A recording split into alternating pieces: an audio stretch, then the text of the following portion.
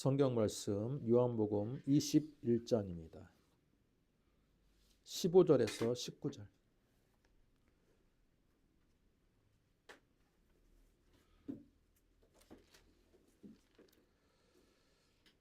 (15절에서 19절)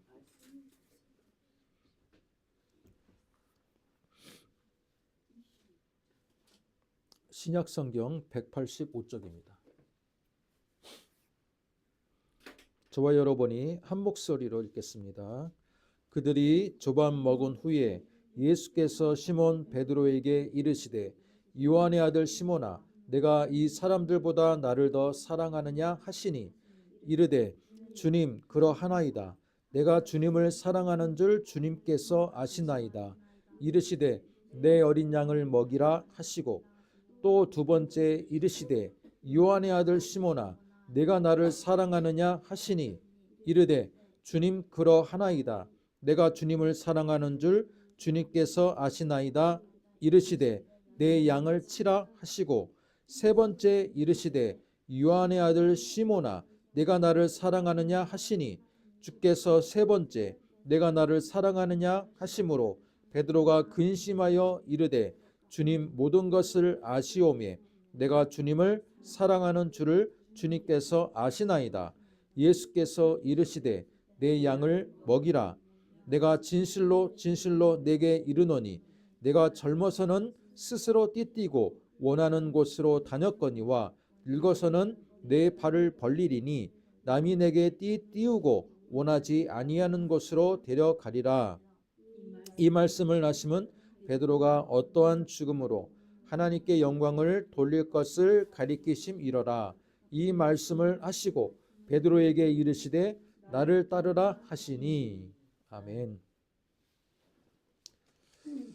오늘 우리가 읽은 이 말씀 가지고 내 양을 먹이라라는 제목으로 우리가 말씀을 듣도록 하겠습니다. 2025년의 마지막 주일 예배입니다.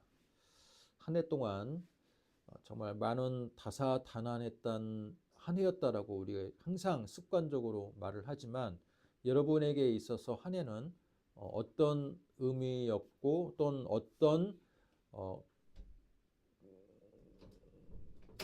변화가 있었는지 한번 우리가 이 시간 생각해 보았으면 좋겠습니다.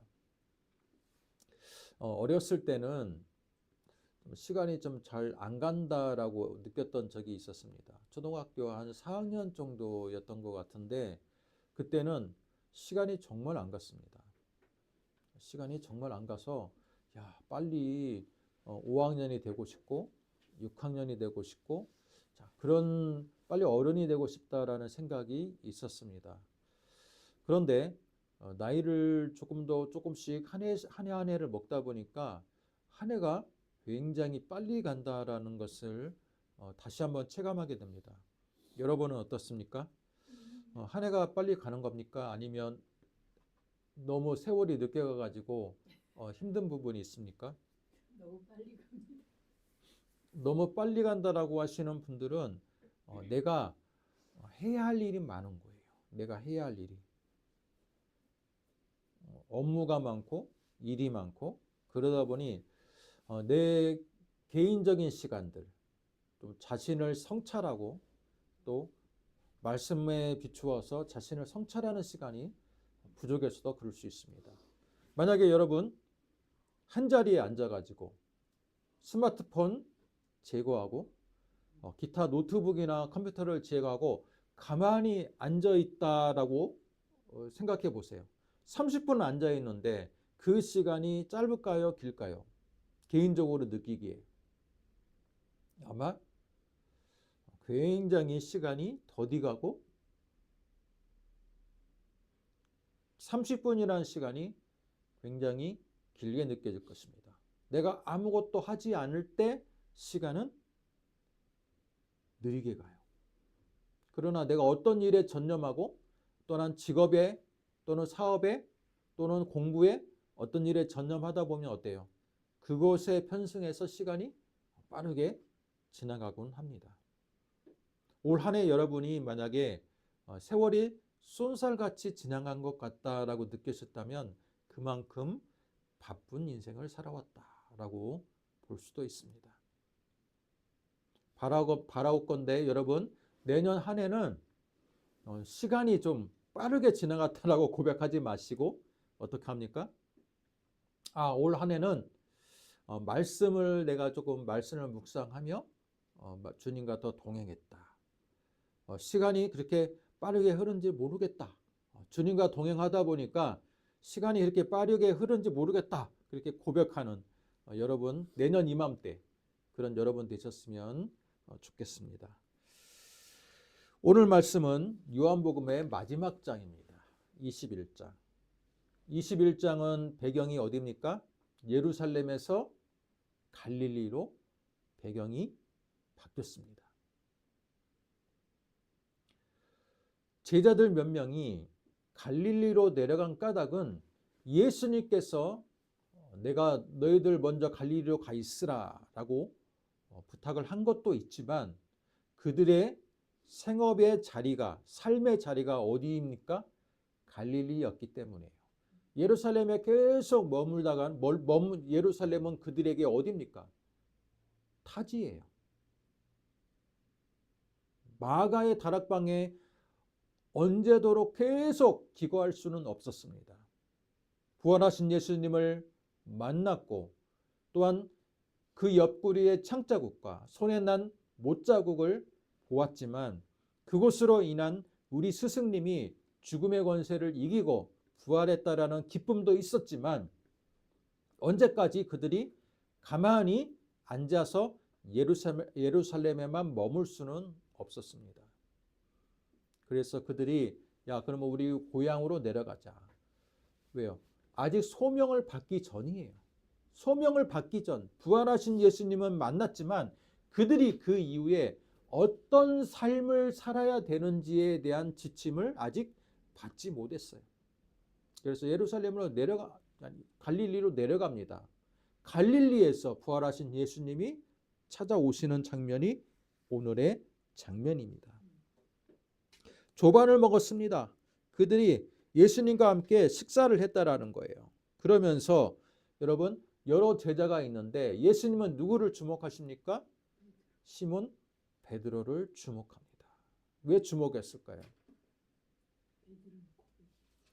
여러분, 가만히 보면요, 부활하신 예수님이 마치 포인트 레슨을 하는 것 같은 느낌이에요. 지난주에는 저희들이 어떤 설교를 들었습니까?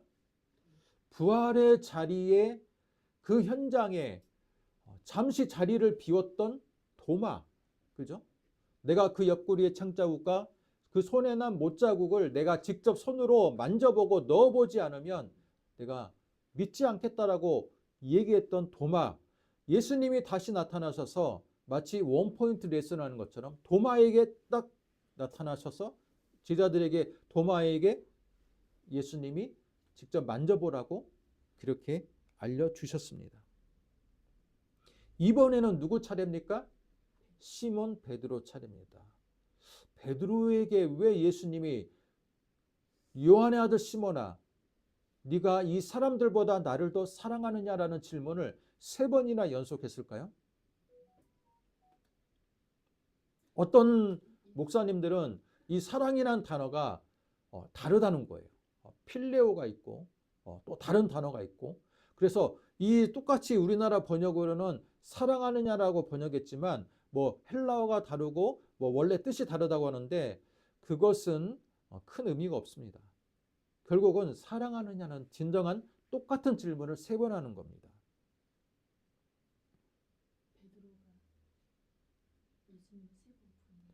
예수님을 3번 부인해서 그런 의미도 충분히 있다라고 볼 수 있습니다.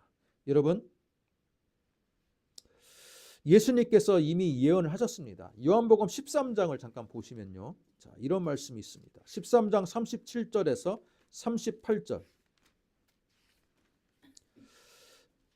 베드로가 이르되 주여, 내가 지금은 어찌하여 따라갈 수 없나이까? 주를 위하여 내 목숨을 버리겠나이다. 예수께서 대답하시되 내가 나를 위하여 내 목숨을 버리겠느냐? 내가 진실로 진실로 내게 이르노니 닭 울기 전에 내가 3번 나를 부인하리라. 여러분, 닭이 울기 전에 3번 부인하겠다 하기 전에 베드로가 어떤 고백을 했습니까? 어떤 고백을 했어요? 맞아요. 주를 위하여 내 목숨을 버리겠습니다. 여러분, 굉장한 고백입니다. 내가 주님을 위해서 내가 내 한 몸 희생할 각오가 돼 있습니다. 라고 고백하는 거예요. 여러분, 복음서 보면 이런 비슷한 고백을 한 사람이 또 한 사람이 있습니다. 누굽니까? 도마가 우리도 주를 위하여 죽으러 가자. 여러분, 그렇게 고백하는 장면이 있습니다. 여러분, 이걸로 볼 때요, 예수님의 사역은 결코 안전이 보장이 되지 않은 사역입니다. 우리는 지금 복음서를 굉장히 평안한 가운데서 읽고 있는데 실제로 예수님의 그 복음, 하나님의 나라의 말씀을 전하는 현장은요, 언제 돌에 쳐 맞아 죽을지, 그죠? 언제 로마나 또는 유대 고위 관리들에 의해서 잡혀서 죽을지를 안전이 위협받는 매우 급박하고 위험한 상황이라는 것을 알 수 있습니다.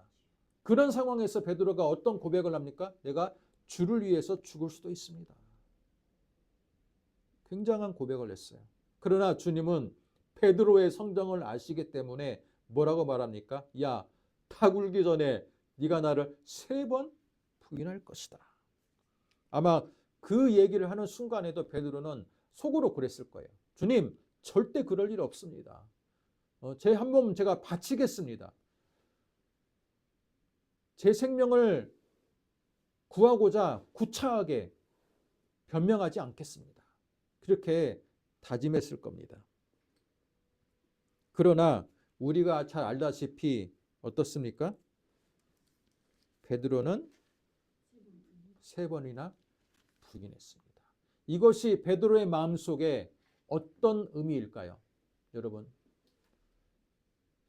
자기가 여러 사람들 앞에서 수제자임에도 불구하고 가장 나이가 많고 가장 수제자임에도 불구하고 자신의 스승을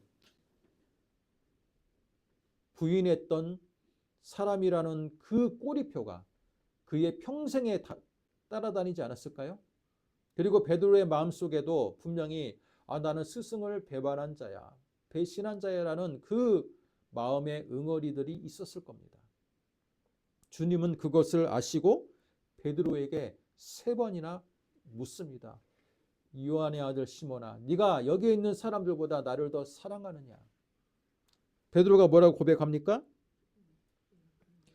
그러하나이다. 주님, 그러하나이다. 내가 주님을 사랑하는 줄 주님께서 아시나이다. 이렇게 같은 고백을 합니다. 근데 3번째 질문했을 때는 살짝 근심하면서 뭐라고 말합니까? 주님, 모든 것을 아시오매 내가 주님을 사랑하는 줄 주님께서 아시나이다. 여러분, 주님은 베드로의 이런 잘못에 대해서 3번이나 자신을 부인했던 것에 대해서 책망하실 줄 알았을 거예요. 베드로는 책망. 여러분, 일반적으로 책망하지 않습니까? 야, 네가 수제자임에도 불구하고 모범도 안 되게 나를 3번이나 부인해? 예수님이 만약에 그렇게 얘기했다면 베드로는 그 자리에서 엎드려서 눈물을 흘렸을 겁니다. 그러나 예수님은 다른 시각으로 베드로를 바라봅니다. 어떻게 바라봅니까? 이제는 수제자로서 부활하신 예수님을 증거할 가장 앞선 제목으로 베드로를 바라보는 거예요. 그러기 위해서는 무엇을 털어버려야 됩니까? 베드로 안에 있는 죄책감을 털어버려야 돼요. 죄책감을 털어버릴 때 가장 좋은 건 뭡니까? 네가 나를 사랑하느냐? 사랑합니다. 관계 회복이에요. 관계 회복. 죄책감으로 인해서 예수님과 부활하신 예수님을 만난 기쁨은 있으나 베드로 마음의 한켠에는 뭐가 있습니까? 죄책감이 있는 거예요. 내가 부활하신 예수님 만나서 너무 좋고 정말 기쁜데 내가 왜 그랬을까? 내가 왜 예수님께서 십자가에 달리신 그날 그 새벽에 나는 왜 주님을 3번이나 부인했을까라는 죄책감이 있어요. 여러분, 죄책감이 있으면요, 예수님과의 관계 형성에 어려움이 있습니다. 그래서 예수님은 그것을 물어보는 겁니다. 네가 나를 여기 있는 사람들보다 더 사랑하느냐? 이건 뭐예요? 관계를 회복하기 위한 예수님의 질문인 겁니다. 예수님은 베드로를 책망하거나 과거를 들추지 않고 이제는 사랑의 새로운 관계 회복을 질문하는 거예요. 그 관계 회복에 베드로는 적극적으로 응답을 합니다. 주님, 그렇습니다. 나는 주님을 여기 있는 사람들보다 더 사랑합니다. 라고 고백했습니다. 이걸로 과거에 해묵었던 베드로의 마음 한켠에 있는 죄책감은 이제는 다 해결이 된 겁니다. 사랑하는 성도 여러분, 오늘 왜 예수님이 이런 질문을 했을까 한번 생각해 보겠습니다. 예수님이 왜 다른 질문이 있을 수 있잖아요. 어떤 질문이 있습니까? 네가 이 사람보다 더 내 일을 잘할 자신이 있니? 라고 물어볼 수도 있어요. 내가 너에게 사명을 줄 건데 너 잘할 수 있어? 그렇게 물어볼 수도 있고 또 어떻게 물어볼 수도 있습니까? 너 왜 과거에 나를 3번 부인했어? 라고 물어볼 수도 있어요. 그러나 예수님은 그 많은 것들 중에 오직 딱 한 가지만 질문합니다. 나를 사랑하느냐? 그죠? 이건 뭡니까? 예수님 앞에 새로운 사명을 부여받은 자는 가장 중요한 게 주님과의 관계성이다. 주님을 얼마나 사랑하느냐가 가장 중요하다는 겁니다. 여러분, 교회 안에서도요, 직분자를 세울 때 많은 것들을 고려합니다. 신앙의 연력을 고려하고 학벌도 고려하고 또 이 사람이 지금 평상시에 어떻게 신앙생활하는지 일상생활도 점검하고요. 또 교리를 잘 알고 있는지도 점검합니다. 그죠? 그러나 더 중요한 것은 뭡니까? 주님과의 관계성입니다. 그죠? 네가 나를 여기 있는 사람들보다 더 사랑하느냐? 여러분, 그게 정말 직분자가 될 수 있는 가장 중요한 기준이 된다는 것을 예수님은 알려주고 있습니다. 베드로가 수제자였지만 지금까지 수제자 역할을 했습니까? 안 했습니까? 잘 못했어요. 그죠? 그러나 우리는 이후에 베드로가 어떤 사역을 했는지 알고 있습니다. 어떤 사역했습니까? 예루살렘 교회의 초대 장로가 돼서 예루살렘 교회를 목양하고, 그죠? 목숨을 바쳐 그 3,000명이 회개했던 그 예루살렘 교회의 사람들에게 엄청난 영향을 미치는 훌륭한 사역을 했습니다. 그런 사역자가 되려면 바로 주님과의 관계성이 회복이 되어야 된다는 겁니다.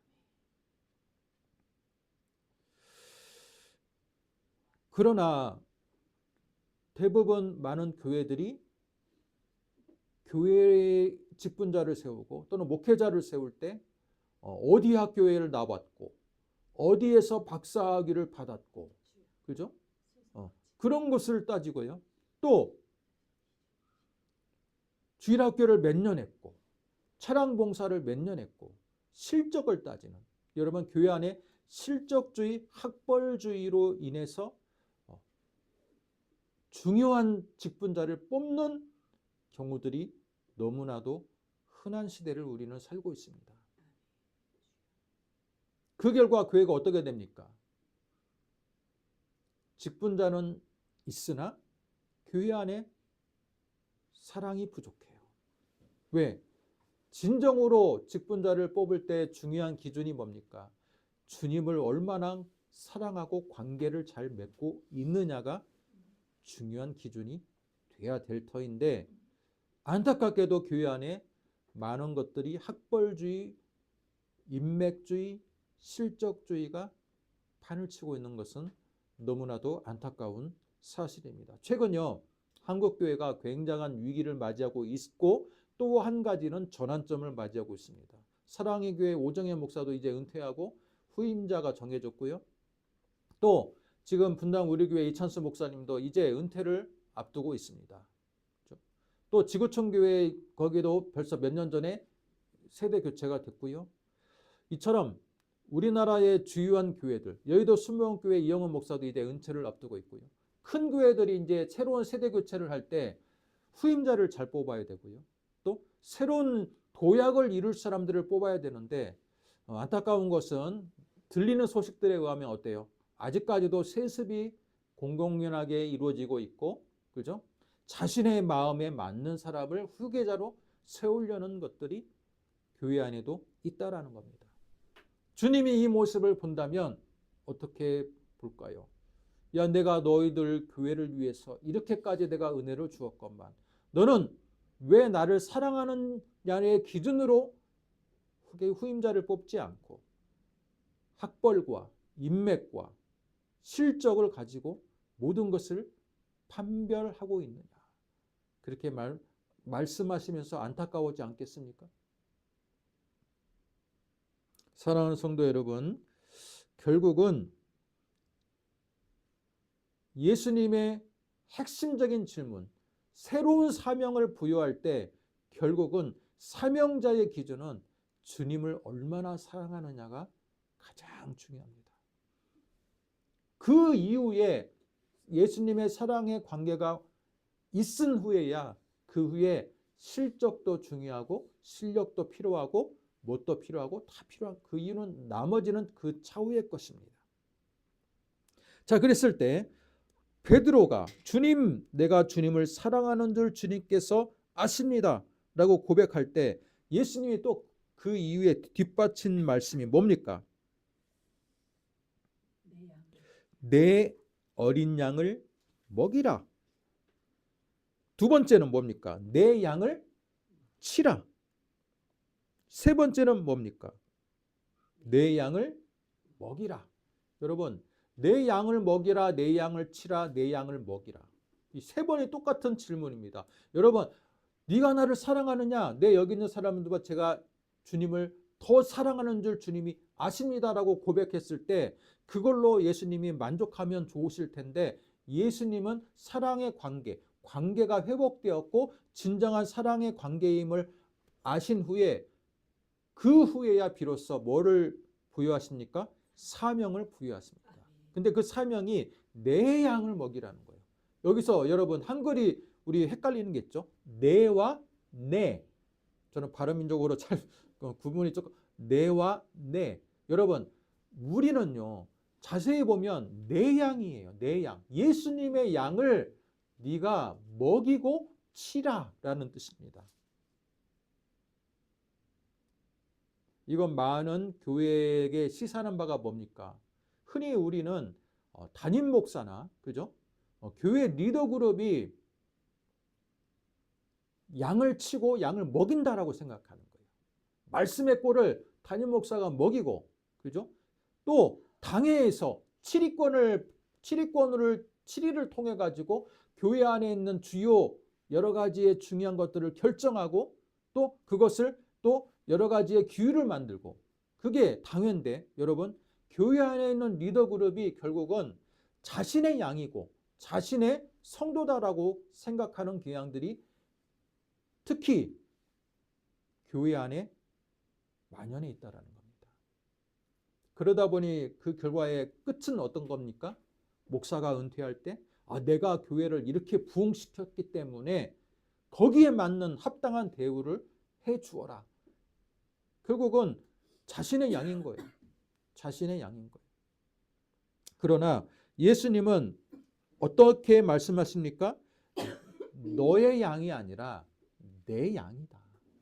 잠시 너에게 내 양을 맡길 터이니 너는 그 양치기가 되고 청지기가 되어서 내가 맡긴 양을 네가 잘 케어하고 잘 교육시키고 신앙생활을 잘할 수 있도록 네가 보살피라 라는 뜻으로 성도들을 맡긴 거예요.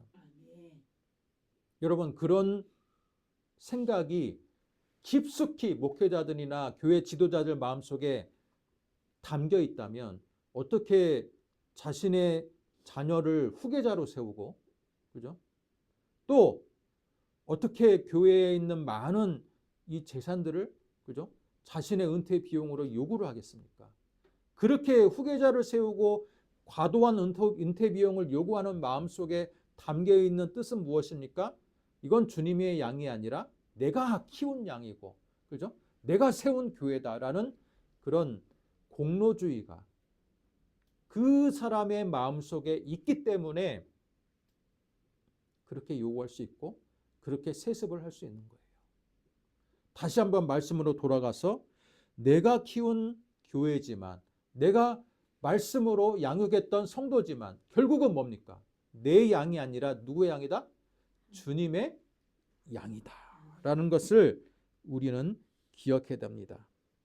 또 뭡니까? 먹이라. 먹이라는 거, 또 치라. 여러분, 먹이라와 치라는 의미가 다른 거죠. 먹이라는 건 뭡니까?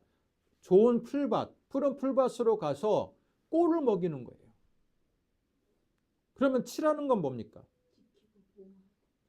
맞아요. 지키고 보호하는 겁니다. 인도하는 거예요. 많은 외부의 위협으로부터 지키고 가드하는 겁니다. 여러분, 먹인다는 것은 뭡니까?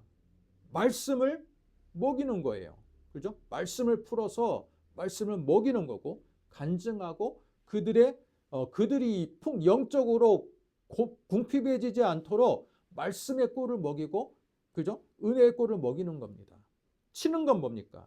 은혜의 꼴로만 먹이는 것으로 그치는 게 아니라 그들을 보호해주고 안전한 곳으로 인도해주는 역할까지를 바로 베드로에게 부여했다라는 겁니다. 여러분, 이건 베드로에게만 부여받은 사명입니까? 아닙니다. 바로 우리에게 부여받은 사명입니다. 내 주변에도 여러분, 우리의 보호를 받고 케어를 받는 자녀들이 있고, 또 여러분, 불신자들이 있어요. 또는 초신자들이 있어요. 그들에게 우리가 어떤 역할을 해야 돼요? 말씀을 꼴을 먹이고 예수를 증거하고, 그죠? 말씀의 꼴을 먹이는 역할을 해야 돼요. 먹이는 것으로만 끝나면 안 돼. 여러분, 밥만 주면 자녀들에게 밥만 주는 게 부모 역할은 아니잖아요. 그죠? 이렇게 해라 저렇게 해라 잘 대처할 수 있도록 지도하는 게 부모 역할인 것처럼 마찬가지입니다. 그 내 이웃들에게 말씀의 꼴을, 예수를 증거할 뿐만 아니라 그들이 진정으로 삶 속에 훌륭한 신앙인이 될 수 있도록 그들을 보호해주고 인도해주는 여러분 리더의 역할을 여러분에게 부여하신 겁니다.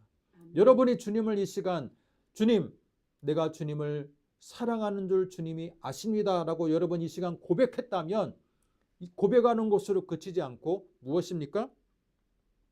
주님이 여러분에게 부여하신 내 양을 먹이라. 아멘. 주님이 나에게 맡겨준 양이 어디 있느냐 한번 생각해 보시기를 바랍니다.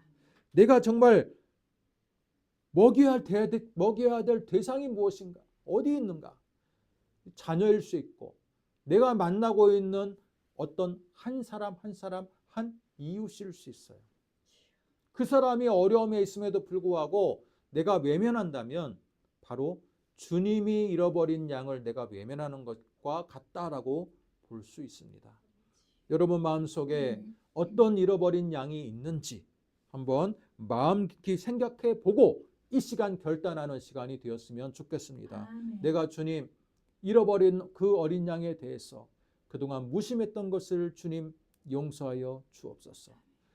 주님의 마음을 닮아서 그 주님의 어린 양을 내가 먹이고 치는 그 사명을 감당할 수 있도록 2026년에는 그 사명을 더 잘 감당할 수 있도록 주님 나와 함께하여 주옵소서.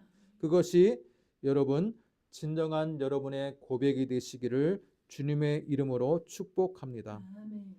여러분, 이어서 주님이 이렇게 말씀하십니다. 내가 진실로 진실로 내게 이르노니 내가 젊어서는 스스로 띠띠고 원하는 곳으로 다녔거니와. 이건 여러분 이 말씀은 주님이 베드로가 어떤 삶을 앞으로 살게 될지에 대한 예언의 말씀입니다. 그죠? 네.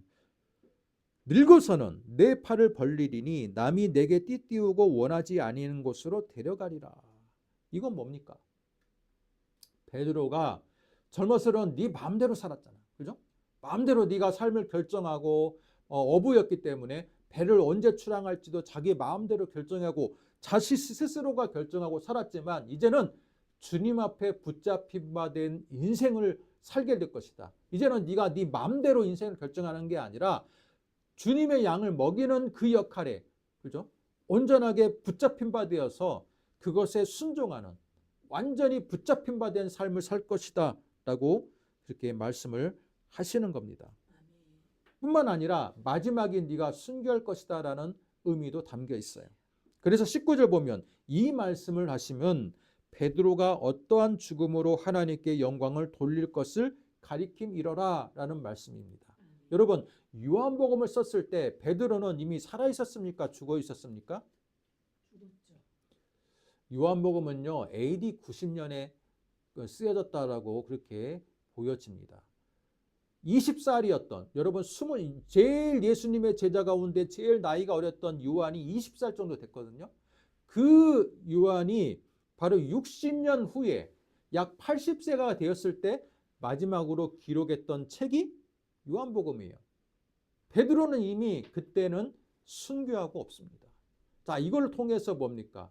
요한복음은 베드로가 이미 순교했다는 것을 알고 있는 책이다라는 것을 알 수 있어요. 그죠? 19절 이 말씀을 하시면 베드로가 어떠한 죽음으로 하나님께 영광을 돌릴 것을 가리킴이러라 라는 겁니다.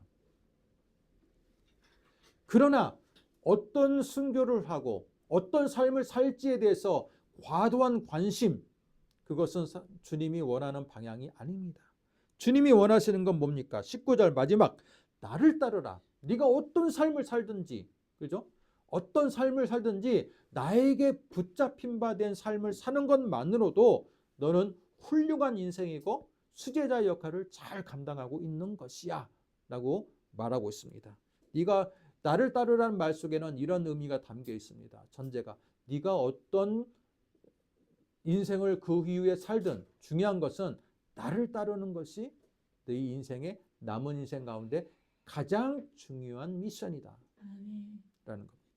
마찬가지입니다. 여러분 올 한 해 여러분이 어떤 인생을 살았고 어떤 고생을 했고 또 내년에 우리 경제적으로도 어렵다라고 말하고 또 여러 가지 뭐 큰 문제가 있을 것처럼 마치 뉴스가 많은 국민들에게 어두운 전망들을 내리고 있는 이때 여러분이 어떤 고생을 하든 여러분 그것을 두려워하지 마시고 주님과 함께 돌파해 가시기를 바랍니다. 중요한 건 뭡니까? 나를 따르라. 내가 얼마나 주님을 내년에도 내후년에도 내 미래에 살아있는 동안에 내가 얼마나 주님을 따르는지가 중요한 거지 내가 얼마나 고생할지 고생 안 할지 그 자체가 중요한 관심사가 되어서는 안 된다는 거예요. 그러나 많은 사람들은 길흉화복에 대한 샤머니즘적인 그런 깊은 우리 내면의 마인드 생각들이 있어요. 그래서 염초가 되면 뭘 봅니까? 토종 비결을 봐요. 올해를 점쳐보는 거야. 올해는 길한 해인지 아닌지 그리고 또 올해가 삼재인지 아닌지 삼재가 지났다느니 안 지났더니 그런 얘기를 하잖아요. 그죠? 그건 뭡니까? 많은 사람들은요 결국은 내가 남은 인생이 얼마나 평안한지 안 한지가 주요한 관심사가 되고 있다라는 거예요. 그러나 주님의 관심사는 그게 아니에요. 뭡니까? 너는 나를 따르라. 네가 나를 따르는지 안 따르는지가 중요한 겁니다. 우리가 고생 가운데 있을지라도 주님을 따르는 인생이면 훌륭한 인생이고 우리가 축복받은 인생을 평탄한 인생을 걸어갈지라도 내가 주님을 따르지 않는 평탄함이면 그것은 축복받은 인생이 아니에요. 바로 그게 주님의 기준인 겁니다. 어떤 네가 삶을 살고 네가 나에게 붙잡힌 바 된 인생, 네가 순교한 인생일지라도 그것에 대해서 여러 가지 미래에 대해서 걱정하거나 근심하지 마라. 중요한 것은 네가 나를 따르는 것이다. 너는 나를 따르라. 이렇게 말하고 있는 것입니다. 사랑하는 성도 여러분, 올 한 해 동안 여러분은 얼마나 주님을 따랐습니까? 또 내년에는 얼마나 주님을 따르기를 소망하십니까? 가장 중요한 것은 주님과의 관계성 회복이다.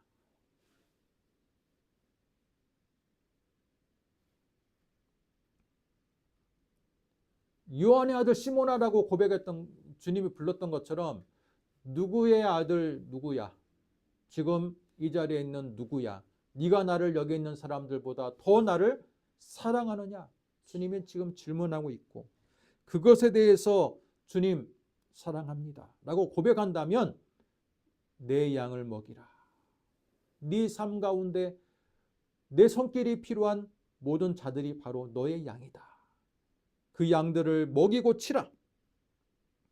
내년에 어떤 어려움이 눈앞에 펼쳐질지라도 그것에 의해서 두려워하거나 낙심하지 말고 뭐다? 너는 나를 따르라. 너는 나를 따르라. 이것이 오늘 주님이 여러분에게 주는 말씀인 줄로 믿습니다. 아멘. 기도하겠습니다. 하나님 감사합니다. 내 양을 먹이라라는 그 말씀 속에 우리가 얼마나 우리 자신의 영광을 위해서 교회를 생각하고 있었는지 다시 한번 반성하고 회개합니다. 내 양이 아니라 주님의 양이었고 또 교회에 얼마나 일을 잘하고 또한 유능한 사람이 아니라 진정한 중요한 것은 내가 얼마나 주님을 사랑하느냐, 즉 관계성이 중요하다는 것을 오늘 말씀을 통해 알게 하시니 감사합니다. 아멘. 우리에게 펼쳐져 있는 2026년과 미래가 때로는 힘든 가시밭일 수도 있고 때로는 돌짝밭일 수도 있습니다.